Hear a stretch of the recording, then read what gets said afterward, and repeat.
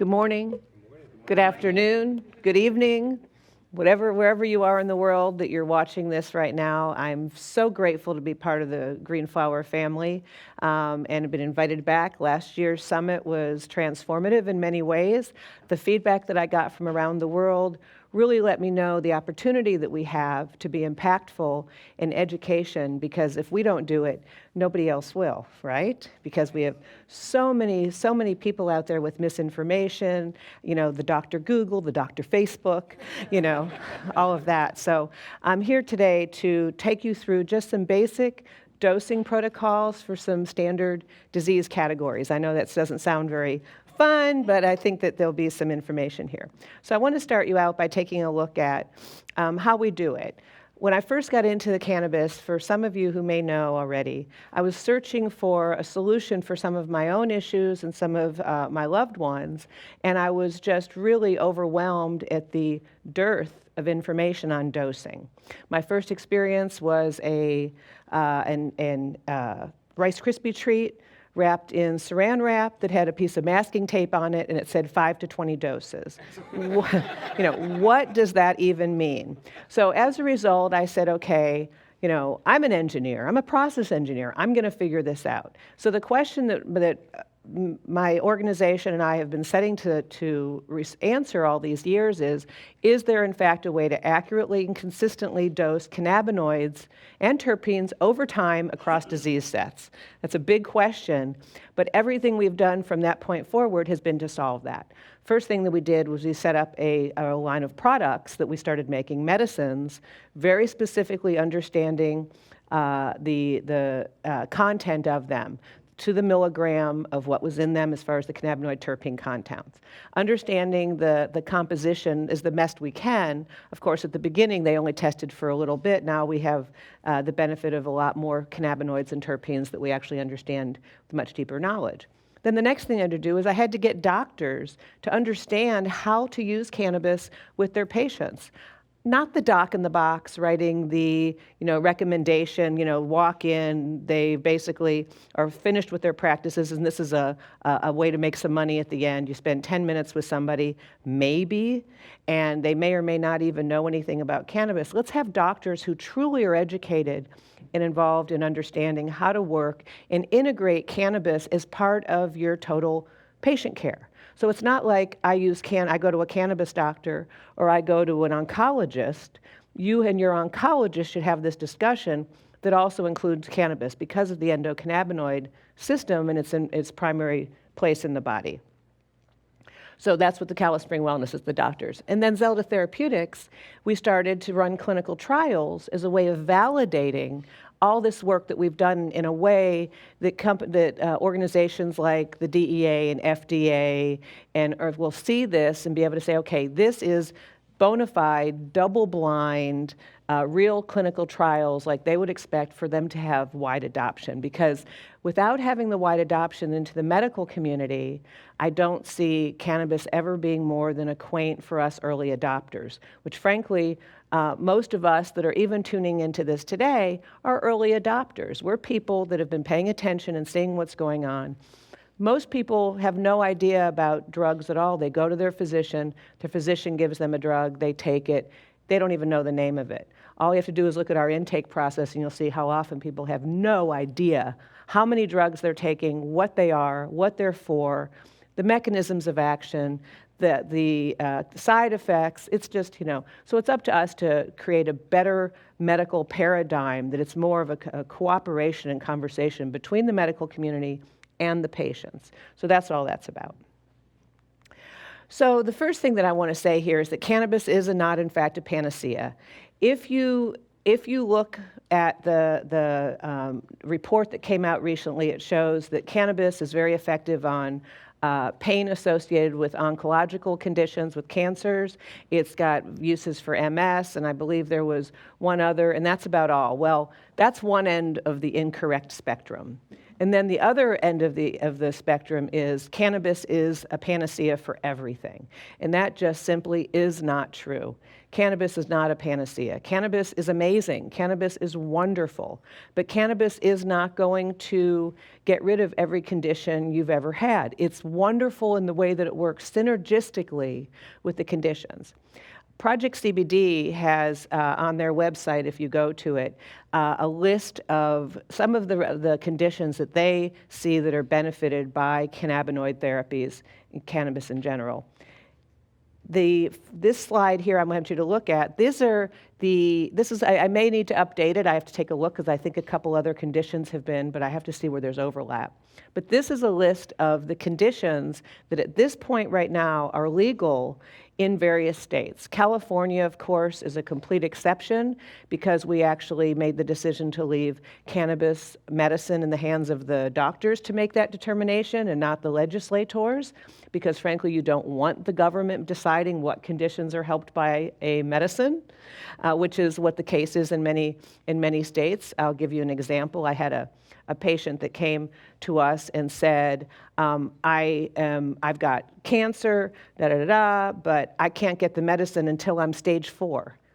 And that's just, it's absurd. It's like you have to be circling the drain before you can actually help. When we know synergistically from trials, from real bona fide science, we know of the synergy between cannabinoids and standard chemotherapy drugs and other targeted methods. So we have a lot of work to do in those areas. And if you're not fortunate enough to have one of these conditions that fits in the state you are in, what kind of access to medicine is that as far as equal rights and equal access across this country? So enough of the politicizing on that frame there.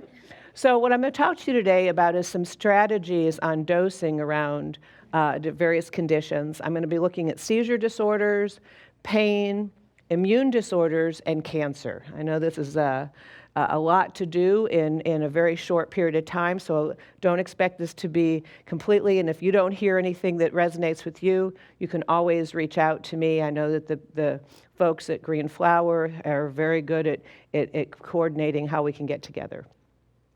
So the first thing we're going to look at is the seizure disorders, and I'm going to look at epilepsy. This was all based upon a little boy with Lennox-Gastaut syndrome. In this case, we're not going to be going into it. That's for a much, much longer talk for a different audience. But I do want to talk to you about the various mechanisms of action. And one of the things that's so important about this is that you are informed so that when you're talking to your medical professional, that you can push back with something other than emotion or anecdotal evidence and things that you're seeing on Facebook and on Google. These are actual real information that we know from the scientific community based upon preclinical research done. So we know that the THC activates the CB1 receptors, which shorts out the calcium ion pump on presynaptic neurons. This potentially stops grand mal seizures. Anybody who's seen any of the Sanjay Gupta work on seizures, that was one case, and I'll tell you right now, you've treated one epilepsy patient, you've treated one epilepsy patient. Each one is very, very individual, but we do know some of the mechanisms. The CBD is proven to reduce seizures, as well as it's a neuroprotectant. The government had a patent on it for years as a neuroprotectant, and it's been confirmed that it partially mediates the serotonin receptors, and that's verified by GW Pharmaceuticals. THCA appears to work very similarly in mechanism of action to CBD. In fact, we find with patients that they go through a plateau after about 3 months or so where the CBD is no longer working quite as effectively, and we'll oftentimes at that point we will switch them to a THCA. We'll do this by using the raw, using a masticating blender, giving them to juice it and take it, and they're able to be very effective in that way. There's also some products that are coming out. Some of them work, some of them don't. You got to be watching what else is in there because there are 144 known cannabinoids at this point. So if it says THCA, unless it's an isolate, it's going to have a lot more in there than that. THCV and has some interesting things. One of the things that's beneficial about it is that it has the euphoria without the paranoia that so many people find undesirable in treating, especially when you're treating children. So how much to take? The first thing I would say is, that's a very good question about epilepsy. It's the one that's most frustrating. I had a conversation once with Dr. Bonnie Goldstein, who has a specialty in epilepsy.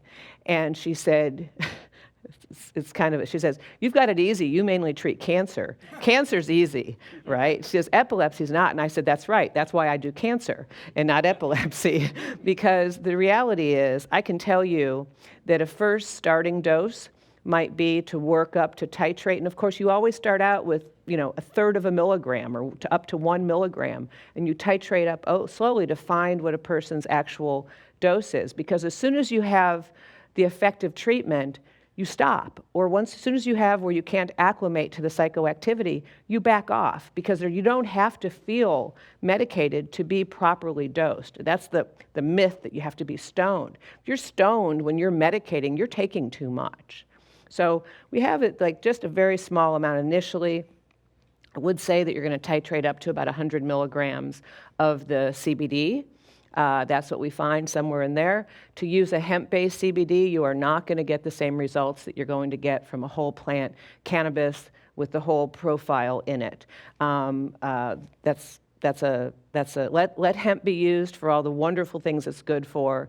Medicine for seizures does not happen to be one of them. And then we also recommend that the THCA at 100 milligrams, and this could be either with or instead of, or it can be reducing both the CBD and the THCA to see how they work together synergistically.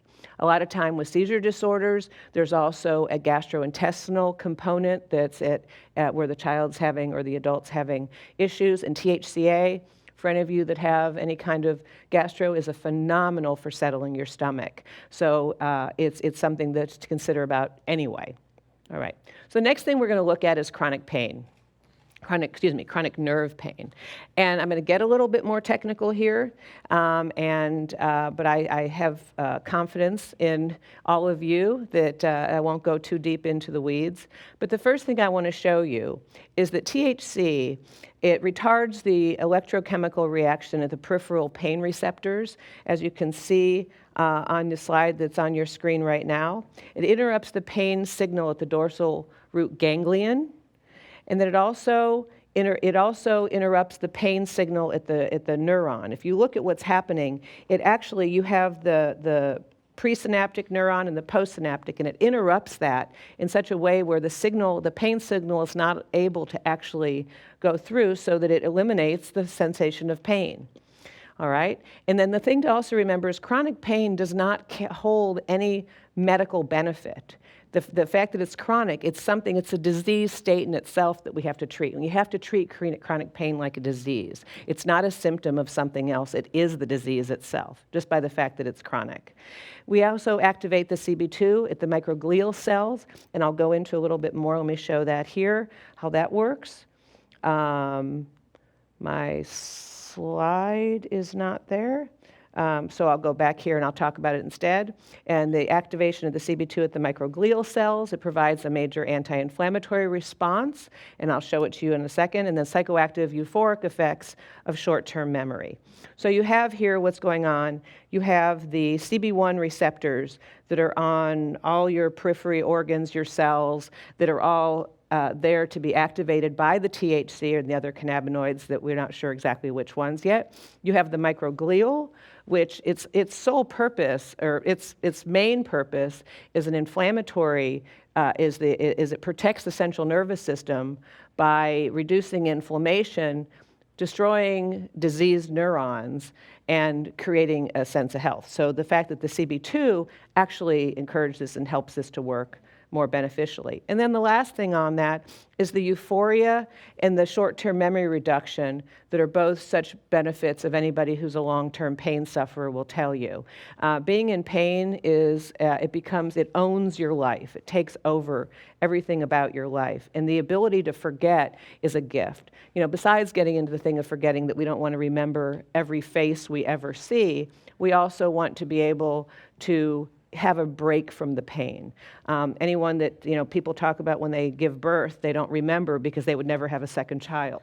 So so I think it'd be interesting to see what's happening in the internal endocannabinoid system during that process to see if there is in fact something that's allowing us in our recovery to forget. But that's for another study. That's for another study. So how much to take for chronic pain? So the first thing I would say is, let's talk for a minute about microdosing.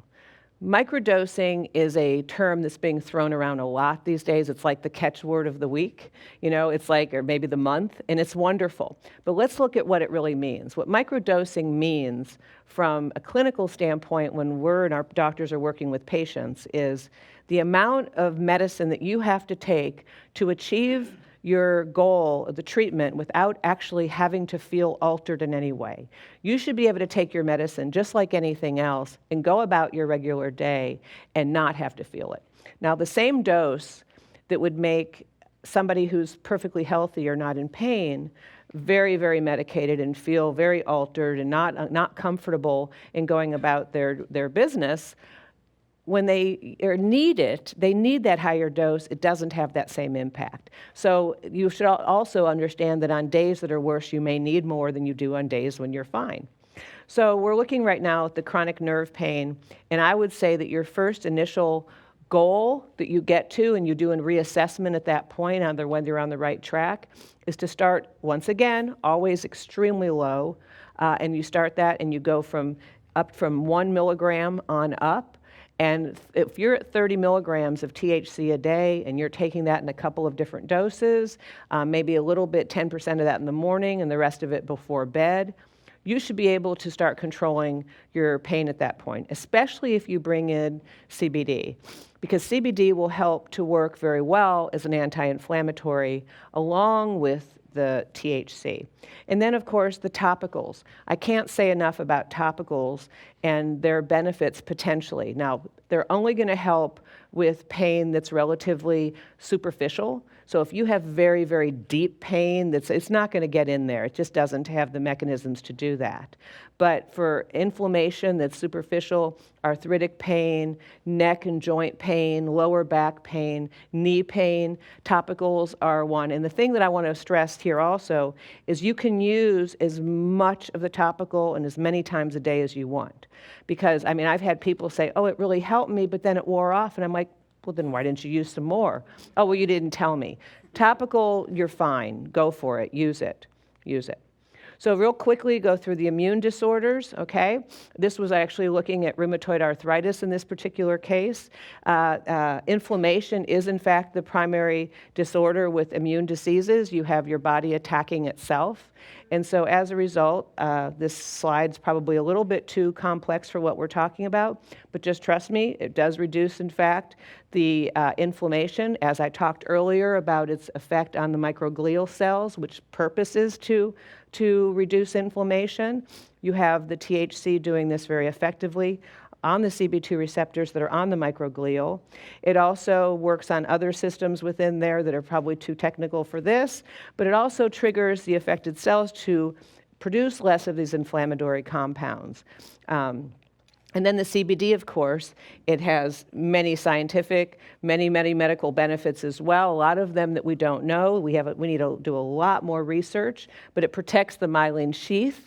That, if anybody is familiar with that term, it covers all the nerve cells, that if anyone's had any damage to them, it's a type of pain that truly you do not want to ever have to experience. And so CBD is a protectant for this. So what an easy way to protect something that's potentially so damaging to you.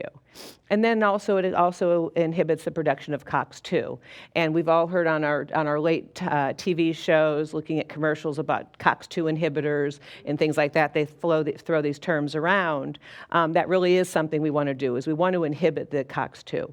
But it's also a thing that I want to say is that because it's important with the immune response, that people understand that CBD has been said to suppress the immune system, and it does not. It modulates the immune system, which is a very, very different thing. It seems to increase the strength of it where it needs, and it seems to reduce it where it needs as well. So it's really a beautiful combination of that.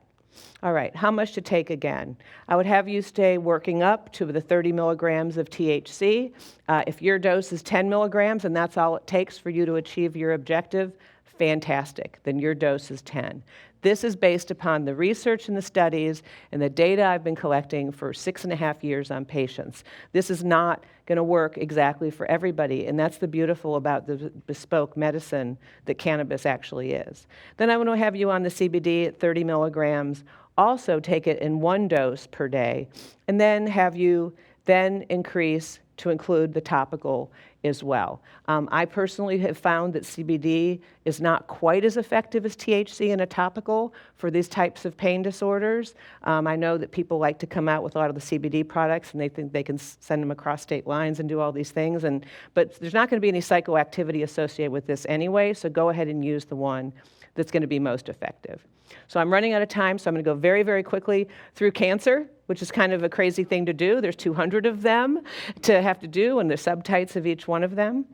But I'm going to go ahead and talk about the fact that THC, we know this evidentially, that it actually does take you through the process where it actually does kill cancer cells. We know that it stops the mutation, the angiogenesis, which is the blood supply to it, and the metastasis. And metastasis is what most people eventually end up dying from. So what happens is cannabis has been shown with Marinol and Durabinol and some of these other drugs to work very, very effectively against some of the side effects, but it's a really uncomfortable drug. So we also have found, though, that it also works on the actual tumor progression itself. So the hair loss, the anemia, the constipation, the bone and ache paining, cannabis can be a phenomenal benefit for that. So I'm going to skip through apoptosis. That means the programmed cell death.